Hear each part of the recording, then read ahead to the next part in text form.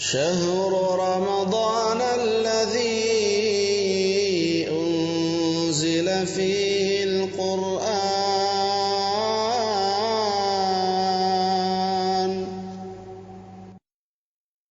Ada sebuah doa yang tidak tertolak bagi orang yang berpuasa saat berbuka.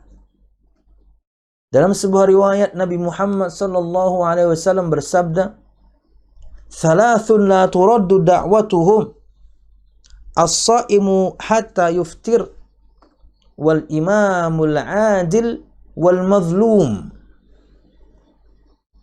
Kata Nabi Muhammad SAW, ada 3 doa yang tidak tertolak. Artinya makbul, mesti diterima.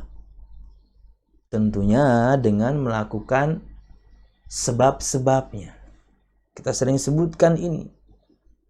Kita akan sebutkan sekarang waktu-waktu mustajab dan juga orang yang mustajab. Doanya diterima. Mustajab itu artinya diterima. Tidak tertolak.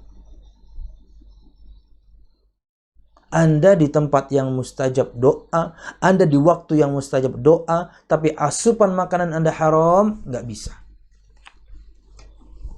Anda melakukan semua persyaratan doa. Al-Ustadz Fadil Amin Nurba'ith hafizullah ta'ala dalam konsultasi syariah.com beliau menyebutkan 13 adab doa. 13 adab doa. Ada 13.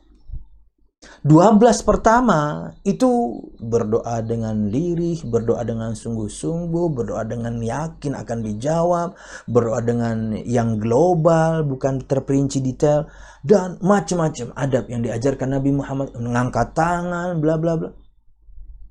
Tapi poin ke-13-nya, dan semua hal tersebut akan sirna jika asupan makanan kita, makanan dan minuman kita haram.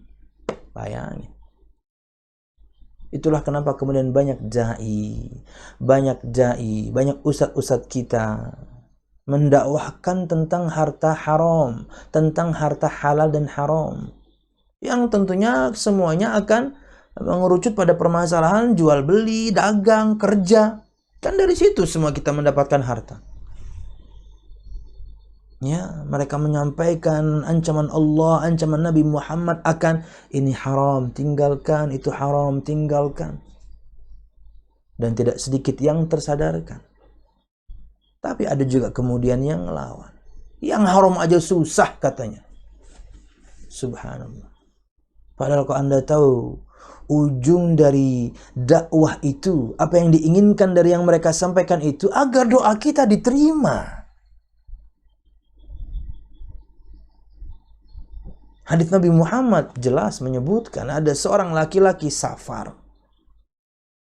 Keadaannya kurang baiklah.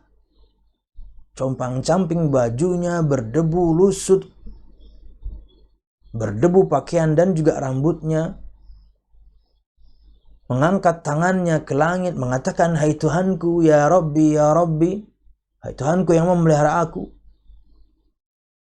Salah satu di antara 4 ini saja dia lakukan, membuat doanya diterima.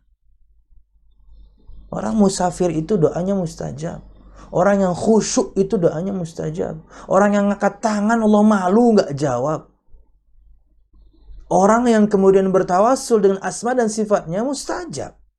Satu di antara 4 ini saja dilakukan si laki-laki tersebut. Harusnya doanya mustajab. Tapi kata Nabi Muhammad SAW, tapi makanannya haram, minumannya haram, pakaiannya haram, dan dia diberikan gizi dari yang haram. Lalu bagaimana doanya akan diterima?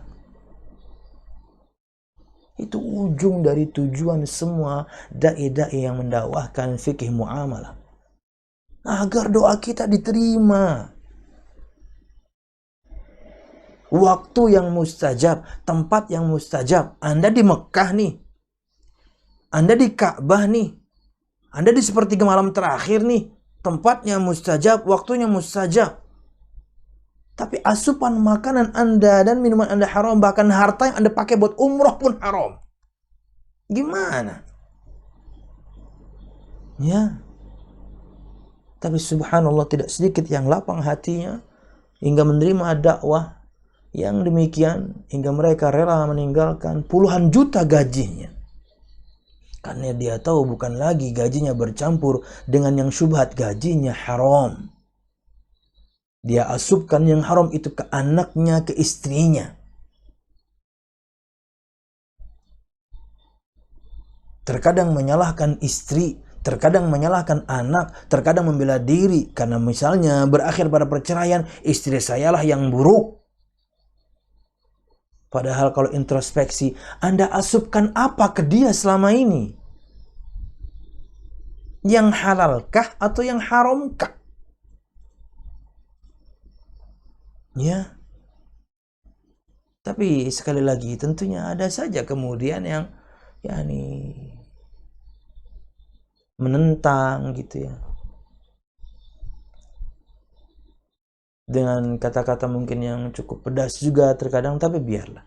Semoga Allah memberikan mereka petunjuknya. Nanti kalau suatu saat sudah kena batunya baru sadar. Berat memang, tapi teman-teman masih hidup. Yang saya kenal mereka dengan gaji yang fantastis kala itu, mereka tinggalkan kemudian karena tahu itu haram, masih hidup orangnya. Masih chit-chat saya. Masih hidup. Karena Allah yang berikan Anda rizki. Bukan bos di perusahaan Anda. Itu hanya cara. Cuman kalau caranya sudah salah, tinggalkan. Terseok-seok, iya. Gimana dong biasa dapat 20 sebulan? Biasa dapat 30 sebulan. Pimpinan salah satunya misalnya dapat 60 sebulan. Bisa 50 sampai 60, Pit. Ikhwah kita itu. Dan mereka bisa tinggalkan. Subhanallah. Kenapa? Karena hatinya terbuka, karena Allah berikan mereka petunjuknya.